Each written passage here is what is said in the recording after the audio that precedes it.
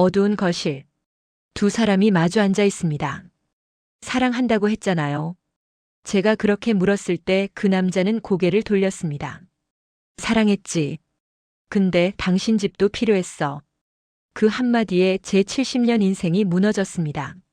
저는 남편을 5년 전에 보내고 혼자 사는 게 무서워서 재혼을 선택했습니다. 이제 외롭지 않겠구나. 이 사람이 내 손을 잡아주겠구나. 그렇게 믿었습니다. 하지만 재혼한 지 1년. 새 남편의 자식들 이제 통장을 뒤지고 제 집 등기부를 확인하고 제 보험금 수익자를 바꾸려 했습니다. 어머니, 이제 가족이잖아요. 어머니, 아버지한테 맡기세요.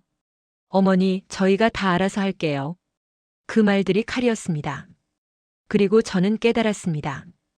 이 사람들이 원한 건 새 어머니가 아니라 새 통장이었다는 걸요. 하지만 그들은 몰랐습니다. 제가 5년 동안 혼자 살면서 배운 게 하나 있다는 걸요. 세상은 착한 사람을 기다려주지 않는다는 것입니다.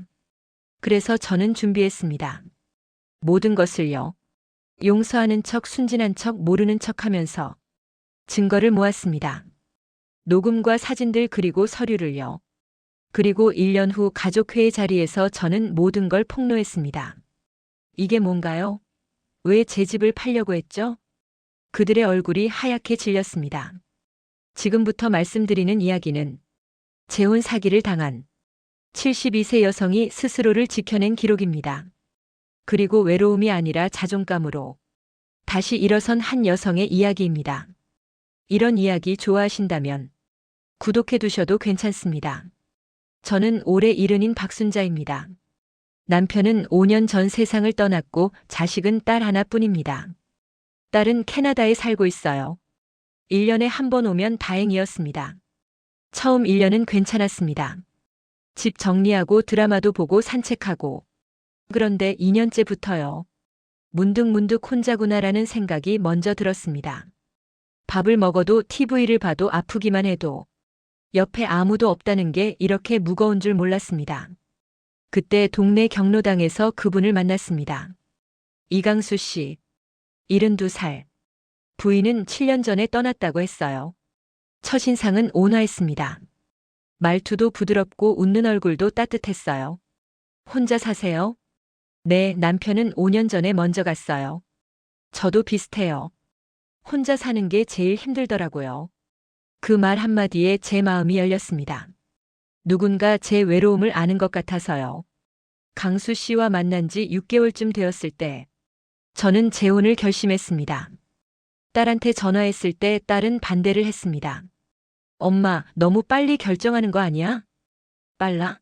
엄마가 5년을 혼자 살았는데? 그래도 그 사람 재산은 확인해 봤어? 야, 이게 무슨 소리니? 저는 딸의 말이 차갑게 느껴졌습니다.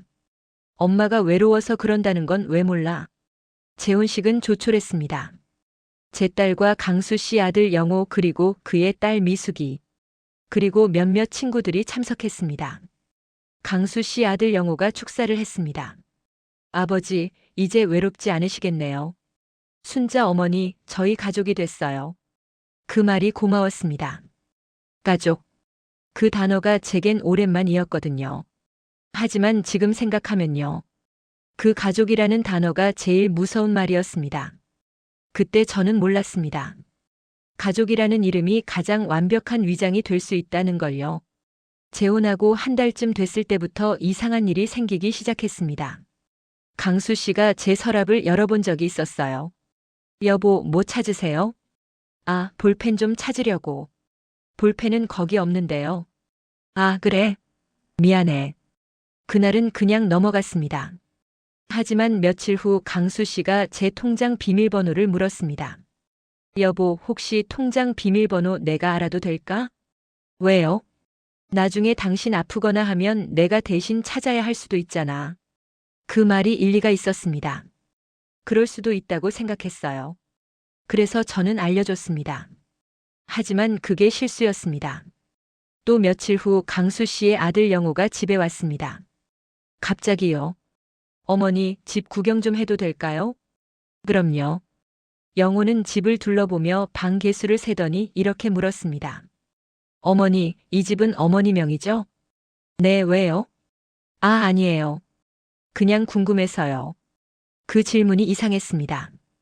왜 굳이 명의를 물어볼까? 하지만 그때는 저는 대수롭지 않게 넘겼습니다. 그날 밤 왠지 저는 잠이 오지 않았습니다. 이상한 느낌이 들었거든요. 서랍을 열어보고 통장 비밀번호를 물어보고 집 명의를 확인하고 하나하나는 대수롭지 않은 일인데 모이니까 뭔가 이상했습니다. 설마 내가 너무 예민한 건가? 그렇게 생각하려 했지만 제 본능은 계속 속삭였습니다. 조심해. 그리고 제 본능은 맞았습니다. 옛날 우화 중에 개미와 배짱이의 역전이란 이야기가 생각났습니다.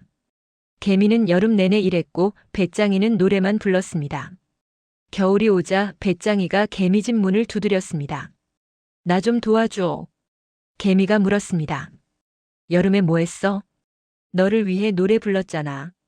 친절한 척 다가오는 사람의 진짜 목적을 항상 살펴야 합니다. 재혼하신 분들 혹시 이런 이상한 신호를 느낀 적 있으신가요? 재혼 2개월째쯤부터는 강수 씨 자식들이 자주 왔습니다. 처음엔 좋았습니다.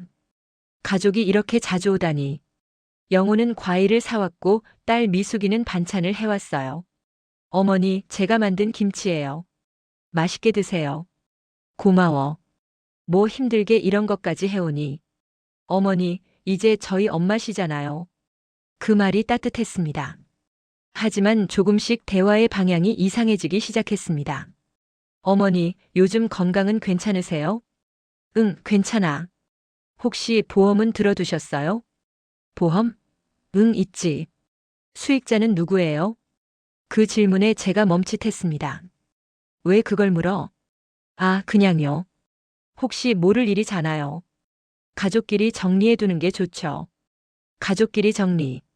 그 말이 자꾸 걸렸습니다. 어느 날 강수 씨가 진지하게 이야기를 꺼냈습니다. 여보, 우리 유언장 같은 거 준비할까? 유언장? 벌써? 아니, 그냥 혹시 모를 일 대비해서. 무슨 일이 생겨? 그런 게 아니라 정리를 해두면 자식들이 나중에 편하잖아. 자식들이 편하다는 말. 그 말이 이상하게 들렸습니다. 나는? 내 편한 건 생각 안 해? 며칠 후 영호가 들고 온 게 있었습니다. 서류 봉투였어요. 어머니, 이거 좀 봐주세요. 이게 뭔데? 유언 대용 신탁이에요. 어머니랑 아버지 재산을 하나로 합쳐서 관리하는 거예요. 저는 그 서류를 읽으려 했지만 글씨가 너무 작고 복잡했습니다. 이게 왜 필요한 건데? 어머니, 만약 어머니한테 무슨 일 생기면 아버지가 혼자 남잖아요. 그때 재산 정리가 복잡하면 안 되니까요. 그래도 이건 좀 내가 좀 생각해 볼게. 어머니, 이런 건 빨리 하는 게 좋아요. 왜 자꾸 빨리 하라고 할까? 그 순간 저는 깨달았습니다. 서두르는 사람은 시간이 없는 사람이라는 걸요. 딸에게 전화했습니다. 지연아, 엄마가 물어볼 게 있어. 왜 무슨 일이야? 새아빠 아이들이 자꾸 재산 이야기를 해. 뭐라고? 엄마, 그거 위험한 거야. 위험하다니? 엄마, 절대 서류에 도장 찍지 마. 내가 이번 주에 갈게. 급해진 걸 듣고 저는 더 불안해졌습니다. 그날 밤 청소를 하다가 서랍에서 메모지를 발견했습니다. 강수 씨 필체로 적혀 있었어요. 박순자 집 3억 5천 보험금 8천만 원 예금 1억 2천만 원. 제 재산이 정리돼 있었습니다. 그 순간 온몸이 얼어붙었습니다. 이 사람이 내 재산을 처음부터 알고 있었구나. 그리고 그 아래 적힌 한 줄 이제 심장을 멈췄습니다. 2년 안에 정리. 2년? 이게 무슨 뜻이지? 저는 너무 무서워서 생각하고 싶지 않았습니다. 딸 지연이는 3일 만에 한국에 왔습니다. 급하게 표를 끊었다고 했어요. 저는 카페에서 딸을 만났습니다. 제 딸은 테이블 위에 서류 뭉치를 꺼냈습니다. 엄마, 이것 좀 봐. 이게 뭔데? 이강수 씨 신용조회 결과야. 제 손이 떨렸습니다. 엄마, 이 사람 빚이 3천만 원 있어. 뭐라고? 그리고 이게 더 문제야. 이 사람 재혼이 처음이 아니야. 그 말에 제 머리가 하얘졌습니다. 7년 전에 죽었다 전 부인? 그 사람 살아있어. 죽은 게 아니라 이혼했어. 그럼 그 사람이 나한테 거짓말을 한 거니? 응. 그리고 그 전에도 재혼한 적 있었어. 그때도 비슷한 일이 있었대. 무슨 일? 재산 문제로 소송까지 갔었대. 결국 이혼했고, 저는 숨이 막혔습니다. 내가 속은 거야? 사랑하는 남편이 아니라 재산을 노린 사기꾼. 그것도 처음이 아닌 상습범이었습니다. 딸을 만나고 돌아왔을 때 강수 씨는 TV를 보고 있었습니다. 평화로운 표정으로요. 저는 그 모습이 믿기지 않았습니다. 여보, 우리 좀 얘기해야겠어요. 응? 무슨 일이야? 당신 혹시 빚이 있어요? 강수 씨 얼굴이 순간 굳었습니다. 그게 누가 그런 소리를 해요? 사실이에요, 아니에요? 있긴 해. 그런데 곧 갚을 거야. 곧? 언제요? 그리고 전 부인이 살아있다면서요? 강수 씨는 한참 동안 말이 없었습니다. 그리고 이렇게 말했습니다. 미안해. 말할 기회가 없었어. 기회가 없었다고요? 1년이나 같이 살았는데? 당신한테 상처 줄까봐. 상처? 지금 더 큰 상처를 주고 있잖아요. 저는 소리를 질렀습니다. 생전 처음으로요. 하지만 저는 3일 동안 생각했습니다. 어떻게 해야 할까? 딸이 말했습니다. 엄마 증거부터 모아. 그리고 법적으로 대응해야 해. 저는 고개를 끄덕였습니다. 그리고 결심했습니다. 연기를 하기로요. 여보, 미안해요. 제가 너무 예민했나 봐요. 아니야, 내가 잘못했어. 이제 괜찮아요. 용서할게요. 강수 씨는 안도의 한숨을 쉬었습니다. 하지만 저는 알고 있었습니다. 이건 용서가 아니라 전쟁의 시작이라는 걸요. 저는 조용히 움직였습니다. 강수 씨와 자식들이 대화할 때 휴대폰 녹음을 켰습니다. 아버지, 새어머니가 용서했대요? 응, 다행이야. 그럼 이제 서류 진행해요? 조금만 기다려. 아직은 너무 빨라. 그 대화를 듣는 순간 제 예상이 맞았다는 걸 확인했습니다. 저는 법무사를 찾아갔습니다. 일단 재산을 보호하셔야 합니다. 통장을 분리하시고 집 등기에 가압류 신청하세요.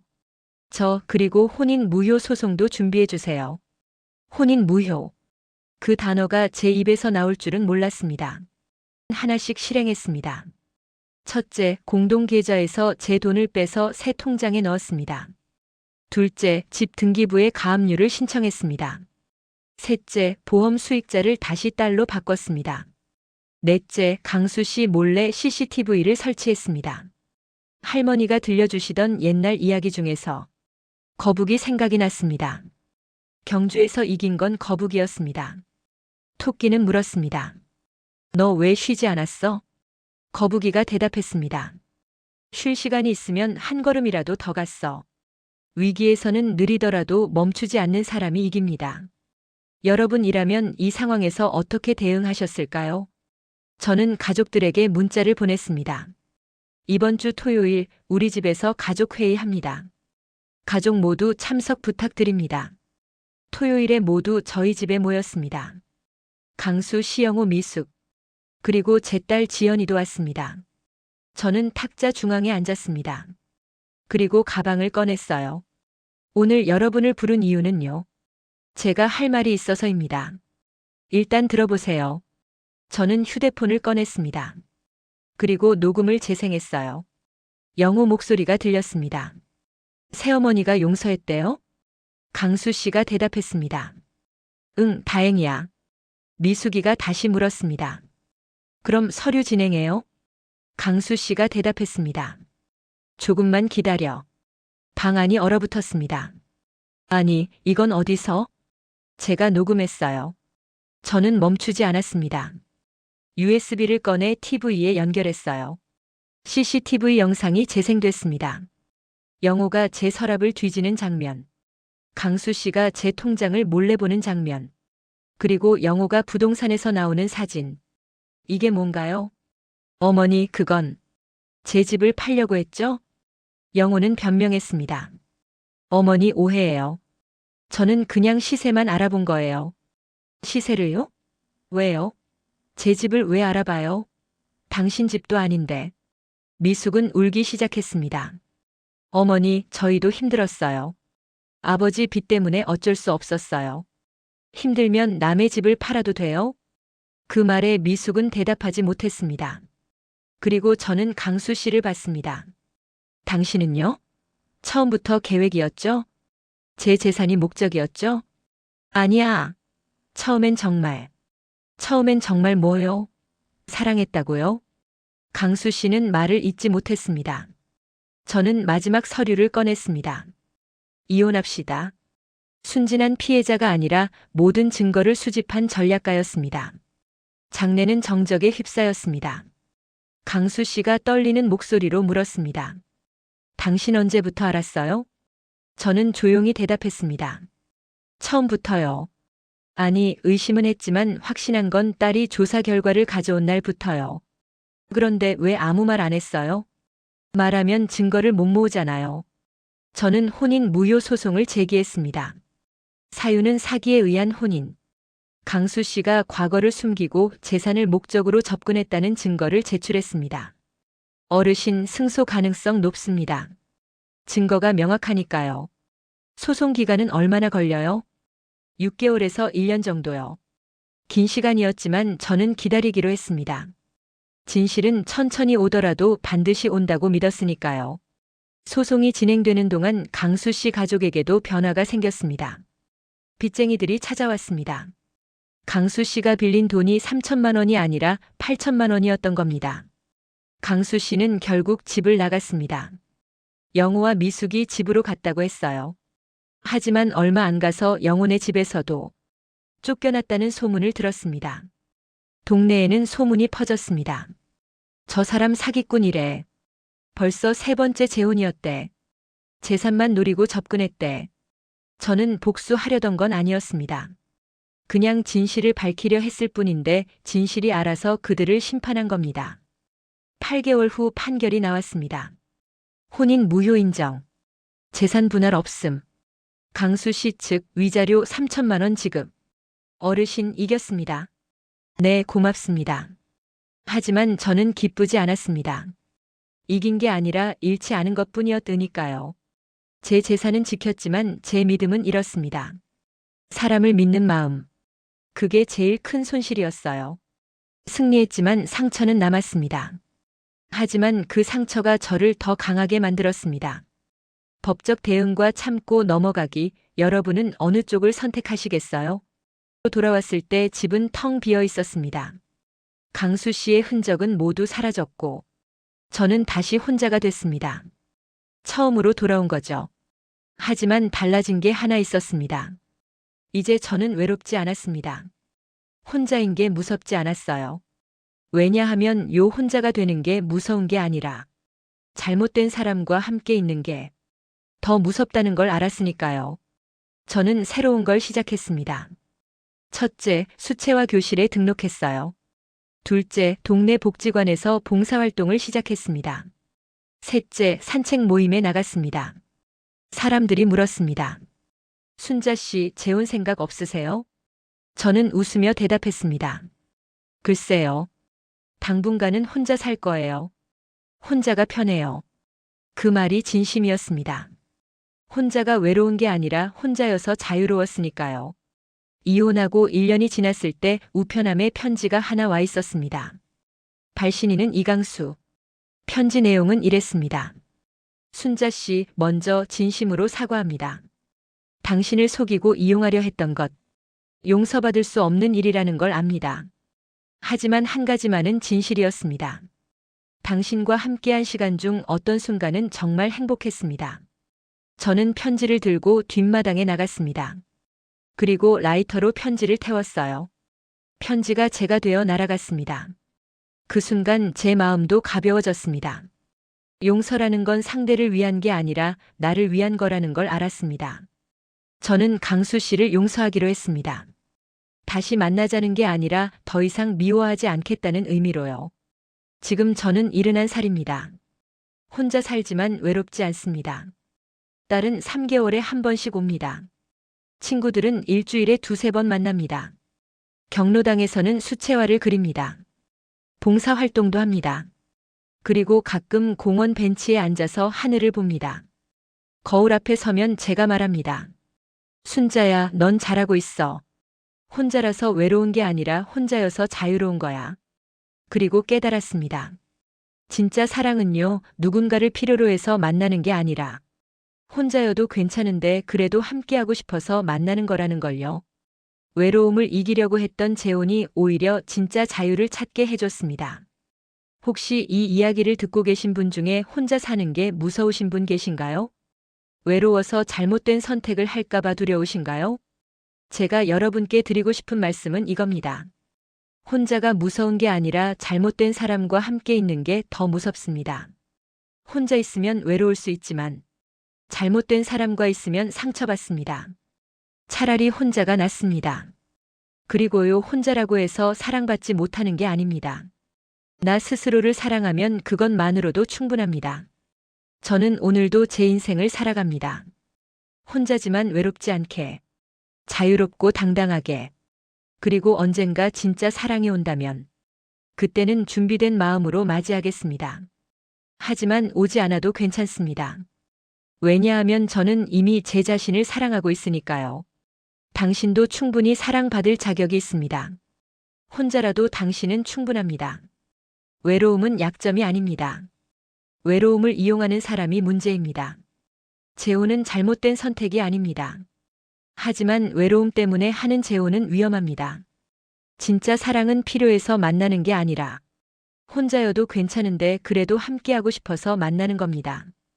혼자 사는 것이 두렵다면 먼저 자신을 사랑하세요. 자신을 사랑하는 사람은 외롭지 않습니다. 그리고 만약 누군가 당신에게 다가온다면 물어보세요. 이 사람은 나를 사랑하는 걸까 아니면 내가 가진 걸 사랑하는 걸까? 사랑은 빼앗는 게 아니라 주는 겁니다. 당신의 노후는 당신 것이어야 합니다. 외로움에 속지 마세요. 혼자여도 당신은 충분히 아름답습니다. 외로움은 약점이 아닙니다. 외로움을 이용하는 사람이 문제입니다. 재혼은 잘못된 선택이 아닙니다. 하지만 외로움 때문에 하는 재혼은 위험합니다. 진짜 사랑은 필요해서 만나는 게 아니라 혼자여도 괜찮은데 그래도 함께하고 싶어서 만나는 겁니다. 혼자 사는 것이 두렵다면 먼저 자신을 사랑하세요. 자신을 사랑하는 사람은 외롭지 않습니다. 그리고 만약 누군가 당신에게 다가온다면 물어보세요. 이 사람은 나를 사랑하는 걸까 아니면 내가 가진 걸 사랑하는 걸까? 사랑은 빼앗는 게 아니라 주는 겁니다. 당신의 노후는 당신 것이어야 합니다. 외로움에 속지 마세요. 끝까지 시청해 주셔서 감사합니다. 혼자여도 당신은 충분히 아름답습니다. 외로움은 약점이 아닙니다. 외로움을 이용하는 사람이 문제입니다. 구독과 좋아요는 더 많은 어르신들을 지키는 힘이 됩니다. 다음 영상에서 또 만나요.